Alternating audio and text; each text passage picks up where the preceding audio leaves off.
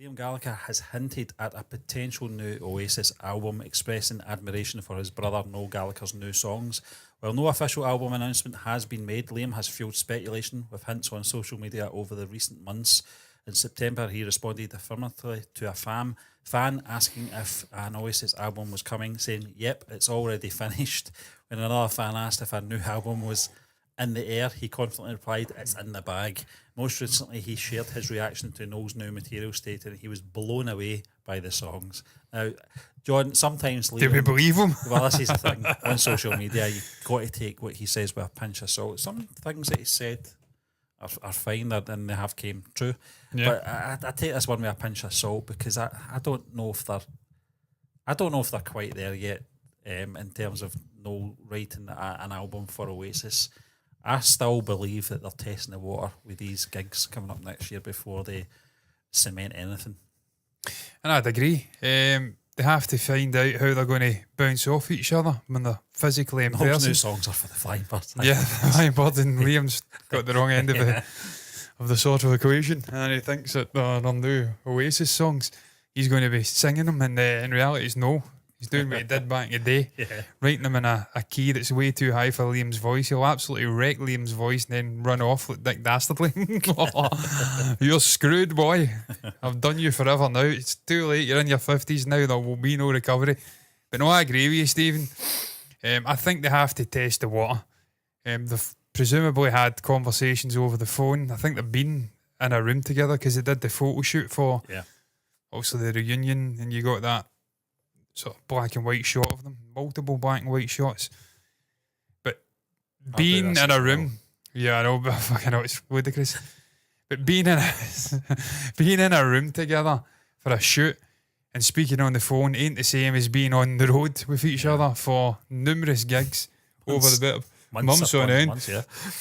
They may end up battering fuck out of each other again and end up splitting up before it's even done. So I think they have to take it step by step, walk or run. Walk, crawl before you walk before you run, and see where they're at. But Stephen, I truly do hope that they do give us a new album, and that it's better than the Verve's reunion album, because Lord knows, I mean, I know some people love Stone Roses. Oh, I know, I never listened to that.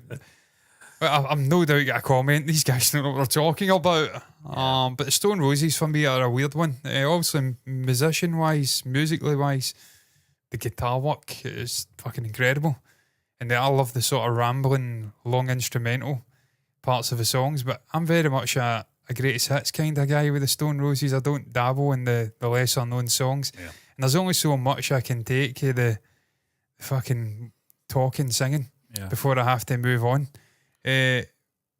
Oasis aren't like that for me. They've always been a different beast entirely. Some people say that's blasphemy because the Stone Roses were out before, but they can quite kindly go and fuck themselves, because for me Oasis are a far better band than the Stone Roses. I'm sorry, they are. Just musically, what they did in terms of zeitgeist and pop culturally, they'll live on in the memories far longer than the Stone Roses. And I just think Noel's a better songwriter. So ultimately, a reunion album from then will be head and shoulders above the Stone Roses, because for me, definitely maybe, and What's the Story, Morning Glory, are head and shoulders above any Stone Roses album. And I'm sure people will absolutely destroy me for that. But well, I don't know, John. I mean, it's we're talking before these things are coming out as well, so people might see this video historically and go, what did they know? You know, but so we don't have 2020 hindsight, but in terms of albums, I have to say Oasis's albums have given ever diminishing returns as whole albums. If you're counting them, collectively from the first song to the last one, you're absolutely right. Definitely, maybe, and What's the Story were perfect albums. I like Be Here Now. Be Here Now. I don't think it's as bad. It had more good songs than bad songs on it, but it still had some not bad songs, but just not great songs.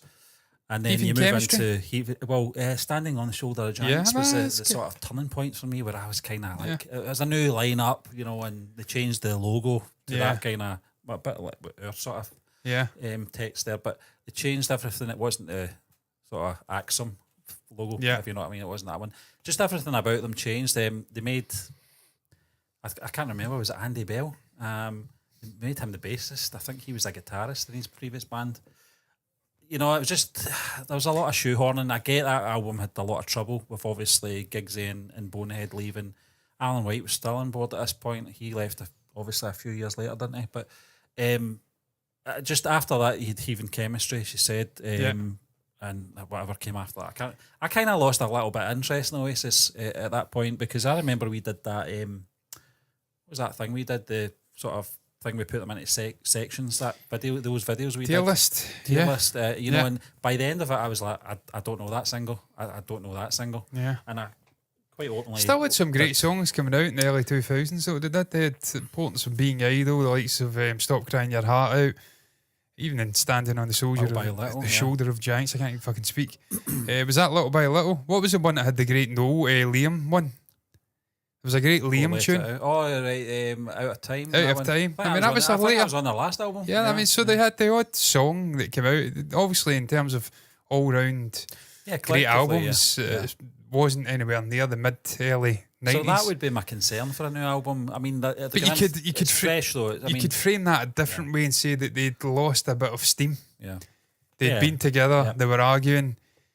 They were just on the road touring, making new albums, and there wasn't enough actual life experiences going on anymore to write about. And that's a problem as you get older. You don't have the same sort of youthful. One thing that gives me hope is Council Skies, John, was a good album. Yeah. It was a very good album. It was a return to form, I would say. Two of them have been doing great stuff. Solo-wise in the last few years. I'll put my hands up and say I've not really listened too much of Liam's stuff since, obviously, the days of BDI. I've not really listened to a lot of solo stuff. Just not get the time to do it, to be fair. And I should have. It's a lot more simplified than Noel stuff, to be fair. But I mean, it's still good. If you took me from the 1990s and someone said Liam Gallagher and John Squire working on some material, I would have been jumping for joy. My younger self. But I don't know. I just wasn't really that passionate about it at that point. But I might give it a chance. But just the Council Skies stuff, I was really impressed with Noel's material on that. And it was very consistently across the board. I listened to it from start to finish. A lot of good standout tracks in there, and the ones that weren't as standout were still good. It was probably on par to be here now for me.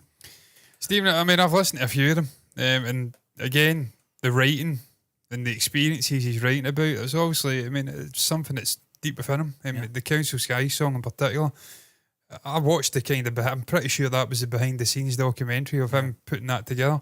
It was just fascinating to see his process. I think his output as a solo artist is probably more important in the context of Oasis than Liam. Yeah. Because ultimately it's going to be Noel's songs. He's a composer, yeah. He's a composer. He's a genius in terms of constructing the song. Liam's the frontman with the energy and the personality. It's going to go out and crush it in a fucking stadium or something like that. Ultimately it's Noel. And what we were lacking, like you says, with Bonehead and whatnot going towards the mid to end stages of Oasis. When did Bonehead leave? It was like 2000. So it was right in the middle of a sort of time as a band. You were losing that brilliance because he's a musician in his own right, incredible multi-instrumental musician. So him coming back and being part of the process and making an album, you're getting a proper Oasis experience. I hope they do make another album. I want to hear it. I want to see what it's like getting an older 50-something Oasis album. Yeah. Just out of morbid curiosity, I want to hear it. I think it would actually surprise people. It would surprise me. I would hope so, yeah. But just again, not convinced that, I mean, Liam must know more than me. He's part of the band and it's his brother that's fucking doing it. So I presume he knows more than two shit kickers from Glasgow. I'm not convinced it's that close. Yeah, I mean, it's a weird thing to. This is how I take it with a pinch of salt, because I think he is a bit of a wind-up merchant, and I think if a band like Oasis, if they're going to announce anything, if they're going to be working on anything, they wouldn't be letting Liam announce it on Twitter just like that. They've got a press sort of department, I suppose. Part of their companies and stuff like that. Well, I know he did go into a studio. He did go into studios in, I think, London. No, round about the time it got announced, the reunion, he was obviously photographed getting in. So he's been doing stuff. He has been doing work. I think he constantly does anyway. I've seen him in interviews, John. Some of those shows that we were talking about the other day, that he does try and pick up the guitar at least once a day. Yeah. So he'll be constantly working on stuff. And probably Liam has heard some of the sort of early stuff and probably thought, oh, that's good. But who knows? Is it for the hi-fi bumps? He said that he doesn't really he's not really got many hobbies. It's just with the guitar and writing songs. That's his thing in life. So, but he's fucking good at it. It's So in the I'm not going to bag, knock it. fuck the air.